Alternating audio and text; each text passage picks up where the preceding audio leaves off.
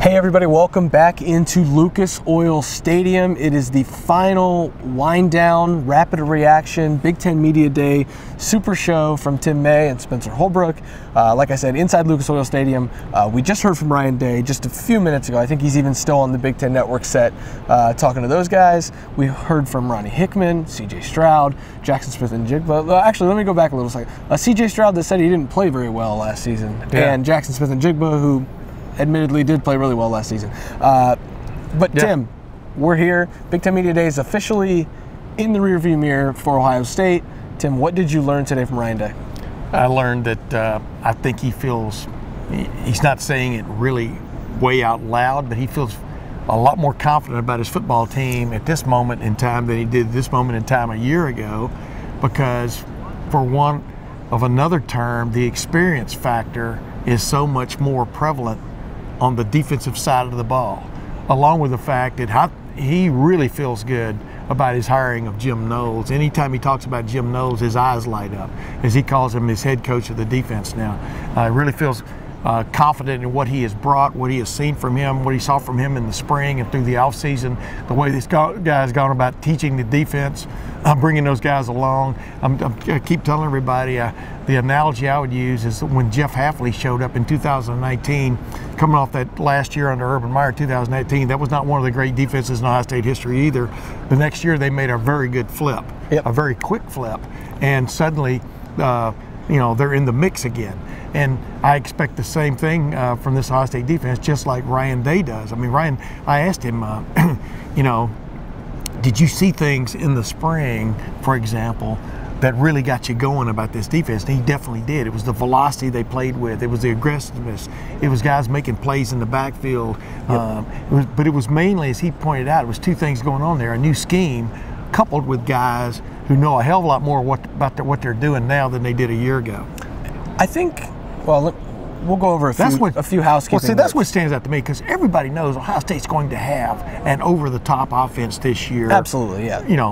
Ryan, knock on wood, right? We can go ask him, Ryan, are you going to be good on offense? Defensively is what's going to make the difference in whether this is a great team or not. Because you could just say, Ryan, are you going to be good on offense? He'll say, yeah, and then you can just go home. Like, we could just do that if we wanted, but no, there's some details to be ironed out. One of the big details that I think we can take away from this, Ohio State's going to be healthy entering the season. I don't think anybody's on the injury report. Entering the preseason. I don't think anybody's on the injury report aside from Mitchell Melton, who probably won't see any time this year because of an injury in that spring game. But the rest of the roster, when you talk about Lathan Ransom, you talk about Josh Proctor, both back to 100%. Josh Fryer, back to 100%, back on the practice field, ready for summer condition, the end of summer. Offensive lineman, the beginning of the preseason. And when you talk about that offensive line depth, Ryan Day harped on that all spring. Yes. Getting Josh Fryer back in that mix is huge for this roster. So that's one of the bigger housekeeping things. And then the other thing that I'm just going to take, and maybe ironically, Josh Fryer from right down the road here in Indianapolis. Yeah, you're right. Yeah. But one of the things I'm going to take away, and I think this is probably my main takeaway, is I think I might just tuck it in behind my ear and just wait till the right time to bring it out. But he used the term... Don't tease it and then don't say it. Go ahead. He used the term a different look in their eye 3 different times when talking about this roster. And you can say chip on the shoulder, but everyone says that. Michigan can even say that after winning the Big Ten because they got blown out in the playoff. By Georgia. Rutgers can say that because they're a middling program, and Maryland. Anybody in this league, Michigan State, chop the wood. Anybody in this league can say they have a chip on their shoulder.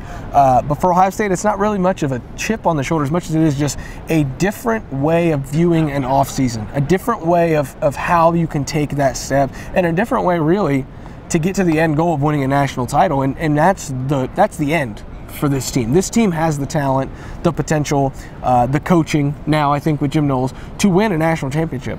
Can they do it? Well, that requires a different look in your eye. And right now, Ryan Day, by all accounts, every time he's asked about it, says this team has that.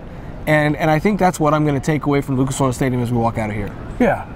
And I keep circling back to the defense, though, because that's where he definitely sees it compared to the middle of the year last year. I mean, they had some great defensive games last year against, in my opinion, average opponents, And, I've had several guys, text me and email me and things like that. It's like we really missed the big picture last year because against the offensive lines or the offenses that were pretty good and physical, this defense was not very good. I mean, at all, and got pushed around, shoved around. You know, was it a physicality thing? Probably not. It was more of a confidence thing more than anything else, because clearly Ohio State has got the athletes to get it done. I'm talking about especially up front, the front seven, which in my opinion didn't play like a front seven you expect from Ohio State last year. And anytime your defense is playing well, I mean, talk to Jaxon Smith-Njigba. Just talk to him about what he saw from the defense this past spring and stuff, just the way they were attacking, coming after you, showing you different looks and stuff. That makes a head coach feel pretty good. But what would make me feel good if I'm Ryan Day and I'm a head coach is I really like what this offensive line looks like in its 2022 iteration with two true guards in there, Matt Jones and Donovan Jackson. Donovan Jackson, I think, is going to be one of those breakout players we're going to be talking about in the middle of the year. And then on the defensive side, you've got some guys that have paid their dues, like Zach Harrison. Tyler Friday's coming back and looking pretty good. Teron Vincent, you know, they've never gotten that full season out of Teron Vincent yet, but the second half of that Rose Bowl game, he looked like a different player. Then you throw in Tyleik Williams, Mike Hall, and all those guys, that defensive front, not the least of whom are Jack Sawyer and JT Tuimoloau. You know, yes, I think Ryan Day is walking around with a little bit more confidence than he had this time a year ago, because now he not only kind of knows what he's got from a personnel standpoint on defense, he likes the way they're playing, and that lifts everybody. And you talk about all of those guys, what do they have in common now? Most of them, at least, they have experience. Right. And you can talk about Jim Knowles knows he's inherited a pretty good situation in that regard. Yeah, exactly. Because last year this team was so young. Whether it's Denzel Burke on the outside, whether that's even guys like Cameron Martinez who hadn't played a lot, Tyleik Williams, JT Tuimoloau, Jack Sawyer. There was not really a true leader of this defense like there should have been. I guess you could call it that, Zach Harrison, and he was a good leader. I'm not going to knock the way he was leading, but the linebackers didn't have any experience. There was defensive linemen without experience. There was even offensive linemen who were playing out of position. Paris Johnson had never played guard, and CJ Stroud had never thrown a pass. Well, you walk into this building this year and you look around, you're like, yeah, we expect to be back here in December because everyone on the roster has playing time now, and they have experience. And what a year, what a difference a year can make for Ryan Day and Ohio State to be back. Absolutely. To be back here, and I think he got one question about quarterbacks the entire time, and it was what the state of the backup is. It's a given. There's nothing that makes a head coach feel better than having not just a returning starter, but a proven elite starter coming back at quarterback. Oh, yeah. I mean, go talk to Jeff Brom about his quarterback now. You know what I mean? Same idea. I mean, right on down Franklin, the line. There's a lot of quarterbacks in this league. The head coaches feel good about their quarterback, and I think that's another point is just, Ryan Day last year at this time had to answer questions about whether it was Jack Miller, whether it was, the idea of Quinn Ewers coming in eventually. He talked a little bit about Kyle McCord being a true freshman and pushing for that, and never named a starter until the midway through training camp. The reason he had to answer questions because that was kind of his fault. He didn't want to name C.J. Stroud until middle of the preseason. Well, now, though, like I said, the difference a year can make. He's talking about the Heisman Trophy favorite. He's talking about a wide receiver who could push for that Heisman Trophy, Biletnikoff favorite. He's talking about a running back that has experience now because we all knew Trey Henderson was going to be the starter last year. It was just when that was going to happen. Well, now you don't have to worry about when it happened last year. So all of that experience, Ryan Day can go into training camp sleeping probably a little better at night, and he can walk into every game knowing that there's a baseline level of competence and experience level that allows this team to be a certain level of good no matter what. And I think that's why the ceiling for this team this year is probably 11-1, and the ceiling is probably a national championship, and the floor is 11-1. I don't see any other way to shake it, and I think that's how Ryan Day feels right now. Talking about regular season, without exactly. a doubt. And and the bottom line is, what you're getting to here, as you were talking, is this team has answers for almost anything someone can present them. Absolutely. From a defensive standpoint, C.J. Stroud with what he's got back, with his offensive line, which I think is going to be excellent offensive line, with a bevy of wide receivers again, who some, you got to see a glimpse of that in the Rose Bowl of who's stepping up, so to speak. Joe Royer, I think, is going to be excellent at tight end as this thing goes on. Cade Stover, right on down the line, they've got some depth there. And then on the defensive side of the ball, they're going to have answers. He talked about that with Jim Knowles. Do you remember the nightmare of the Oregon game when Oregon ran basically the same play 3 times for touchdowns along the left side, through the left end of the line, left side of the line. Like he touched on that without even saying it. Jim Knowles is not the kind of coach that you're going to run a play 3 times and him not have adjusted his calls one way or the other, or addressed that with his players on the sideline. That's what he really, he really has. The best word I'm leaving here with about Ohio State and just listening to Ryan Day is he has confidence in the group that he's leading. Yep. And that makes such a difference. And I think one of the things that I've noticed about this offseason compared to last offseason, I think it was you and I on a show last year, we're talking about the level of talent on the roster last year. And we had never seen a level of talent assembled on the roster. Maybe we were a little hyperbolic. But the difference in this year, there's a difference. I mean, they were talented. Yeah, that's what I'm getting at. You still got to play. The difference this year, instead of saying the level of talent on the roster, we're talking about the level of experience for that talent. And I think that's where the biggest difference is with the way that we're speaking about this team now. And 3 of those talented, experienced guys, as we transition from Ryan Day to the players, CJ Stroud met with the media, Jaxon Smith-Njigba, and Ronnie Hickman. Tim, if you had to summarize that, I guess one big takeaway from talking to any 3 of those guys, what'd you hear that you liked? I like the fact that Hickman is really sold on this Jim Knowles defense, and why wouldn't he be? He's going to be the adjuster. Yeah. He and I almost got into a State Farm or something commercial about using the term adjuster. It was really funny, but he really likes the way his fellow players have taken to it along with himself. He feels very comfortable, and it's a very safety-intensive defense with 3 safeties on the field almost all the time, playing some kind of different role, interchanging, etc., keeping the quarterback guessing, and as Jim Knowles says, he wants to more than that, keep the offensive coordinator guessing. So you take that from him, and also the fact that he really likes the way Josh Proctor and Lathan Ransom have shown up in the last several weeks, especially looking to be almost 100%. Lathan Ransom's still going to be brought along slowly in preseason camp just to make sure he is that way. Really likes Josh Proctor, though we all know what Josh Proctor can bring if he's healthy. And then CJ Stroud talking about leadership, talking about bringing the defensive players, although he never invited Ronnie Hickman over for dinner yet at his house, or at least Ronnie Hickman says he hasn't. But the bottom line is he's tried to immerse himself in this team, not just in this offense, but in this team. And with a starting quarterback who was a Heisman finalist, who could be doing his own thing in his NIL realm, etc., immersing himself in the team and bringing all those guys along. Like he said, the fellowship of a team is a big deal. I wrote about that for LettermenRow.com. And then Jaxon Smith-Njigba.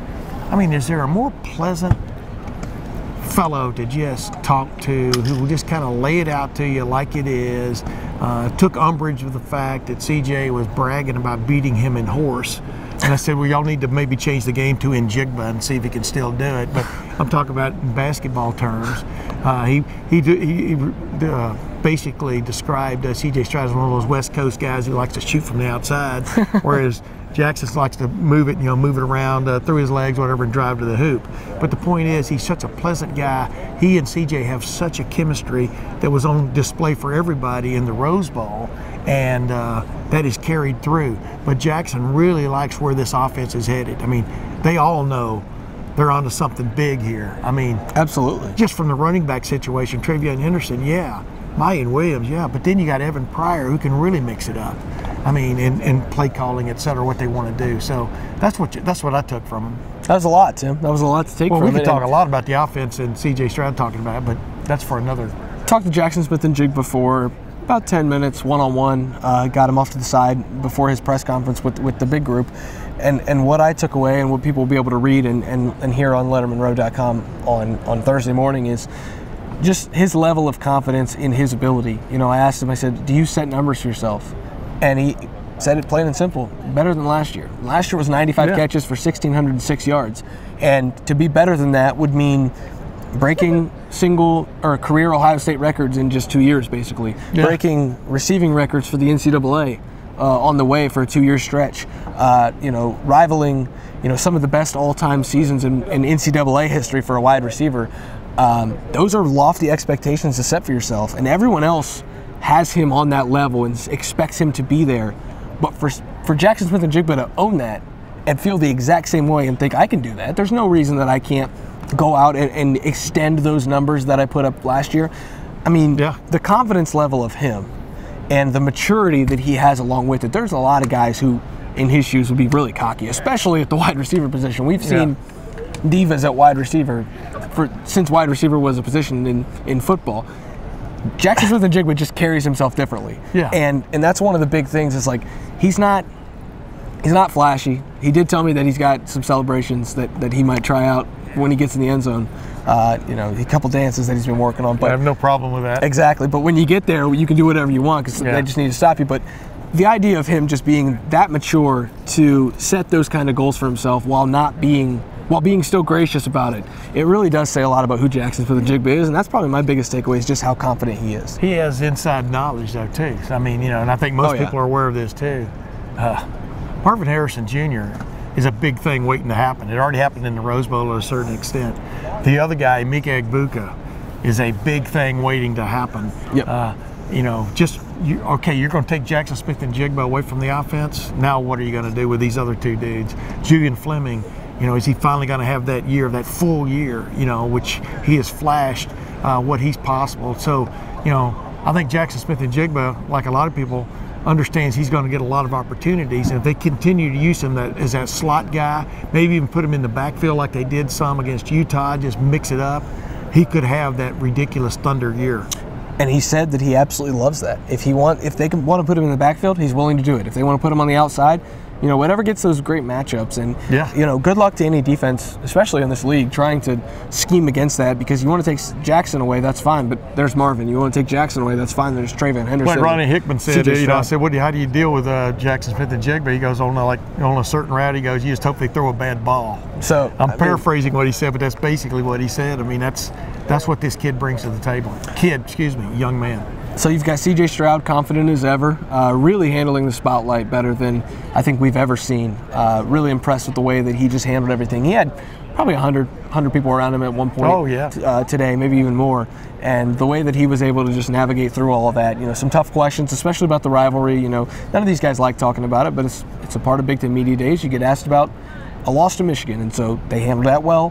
They handled the crowd. C.J. wants to win the national championship. I don't think he's left any doubt about that. I mean, we talk about the Heisman finalist thing and being a Heisman finalist again, possibly, and winning it. You know, that's one thing. But he is so big into leading this team right now. He sees what's around him. Take advantage of it. And so that's where I think we'll wrap things up on the Rapid Reaction Big Ten Football Media Days Super Show Special, I guess is what we can call it. Tim May, Spencer Holbrook, not live, but in Indianapolis, wrapping things up. C.J. Stroud, Jaxon Smith-Njigba, Ronnie Hickman, Ryan Day, and the rest of everybody who is just trying to play catch up with those guys in the Big Ten. And Kevin Warren. We got a lot of updates, a lot to come at LettermenRow.com, a lot to come on this YouTube channel, so stick with us. We cover Ohio State football all year round. Subscribe to the YouTube channel. Make sure you check out the Lettermen Lounge message board, and we will see you back in Columbus.